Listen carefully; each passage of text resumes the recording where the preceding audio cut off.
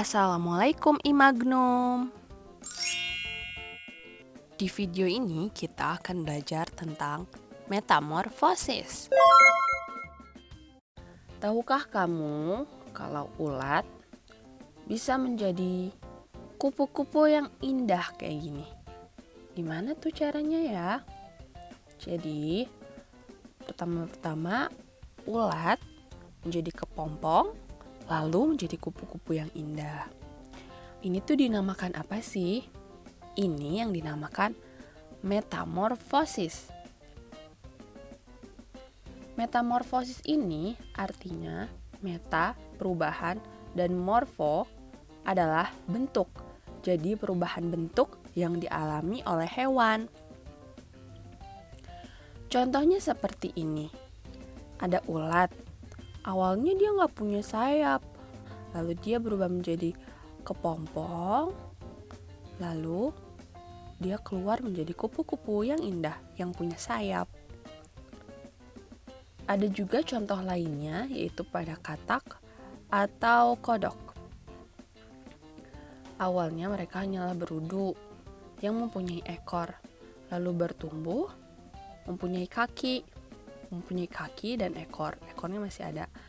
Lalu bertumbuh lagi menjadi katak dewasa yang hanya mempunyai kaki. Jadi ekornya hilang, kakinya jadi ada.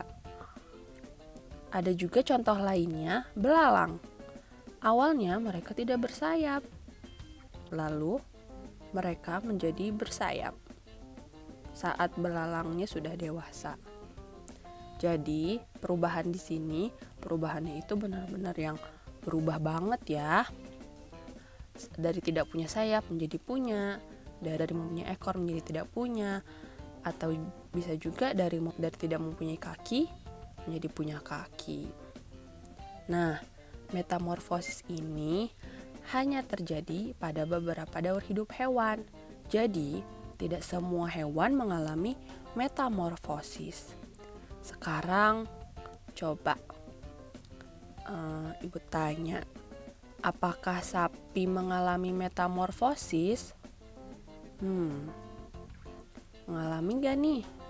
Dari kecil bertumbuh jadi sapi yang besar. Kira-kira sapi mengalami metamorfosis enggak? Jawabannya tidak. Karena dari kecil sapi mempunyai kaki, mempunyai ekor, mempunyai semua yang dia miliki sampai dewasa. Yang berubah hanya mungkin ukurannya. Tuh. Jadi tidak ada perubahan yang besar banget seperti dari tidak punya sayap menjadi punya sayap dan sebagainya. Jadi sapi nggak mengalami metamorfosis ya. Begitu juga untuk ayam. Ayam tidak mengalami metamorfosis. Dia mempunyai ekor dari kecil, punya kaki 2, punya sayap, punya paruh. Nah, yang berbeda walaupun terlihatnya sangat berbeda, tapi sebenarnya ayam tidak mengalami metamorfosis. Karena apa yang dia punya waktu kecil tuh udah lengkap sampai dewasa. Begitu juga manusia. Jadi kita tidak mengalami metamorfosis ya. Kita punya kaki dari kecil, punya tangan dari kecil, punya semuanya dari kecil. Ini yang berbeda cuma ukurannya saja.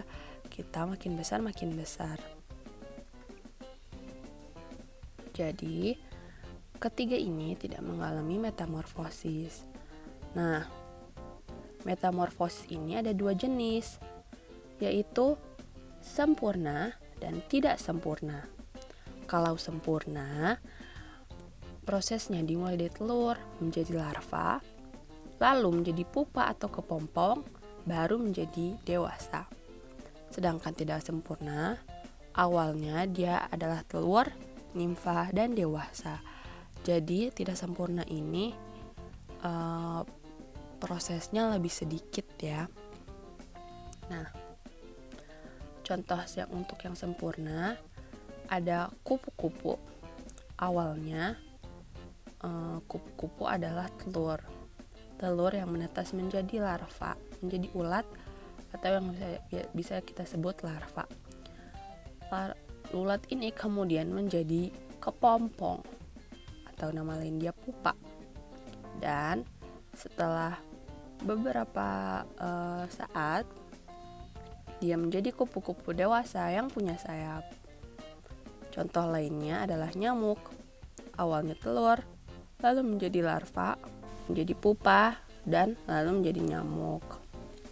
Bisa dilihat bahwa perubahan bentuknya itu sangat berbeda ya dari satu proses ke proses lainnya.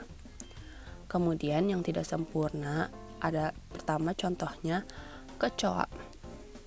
Awalnya kecoa adalah telur lalu menetas menjadi nimfa. Nimfa ini tidak memiliki sayap ya.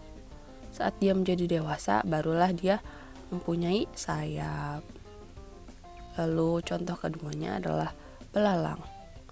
Awalnya dari telur menjadi nimfa. Nimfa bisa dilihat dia tidak memiliki sayap sampai dia tumbuh menjadi dewasa barulah dia mempunyai sayap. Begitu ya.